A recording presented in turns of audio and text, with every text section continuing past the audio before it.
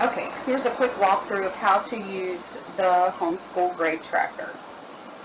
So you're going to have 3 tabs. You've got Instructions, the Grade Tracker, and the Grade Summary Report. Now these are the instructions. Okay, and here is the Grade Tracker, which I already have some information in here, but we can do.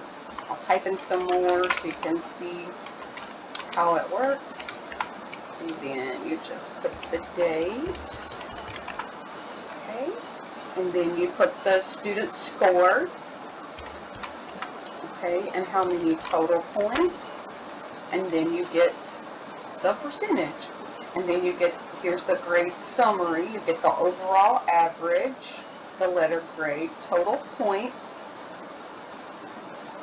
which is how many total points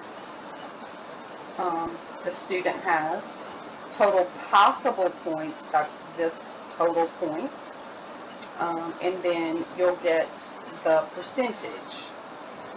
Okay, so you won't type into this column with the green, but you can type into the notes, you can type into the assignment, date, score, total points. Also, don't type into this because those are calculations and formulas as well. And then this is the grade scale. Okay, and then we have the summary report, the grade summary report, which pulls all of this information from the grade tracker,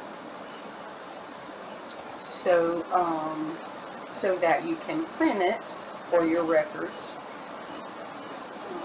Just highlight it, set print area, file, print, and then you'll be able to print that page. Okay? Alright. Thank you so much. Bye.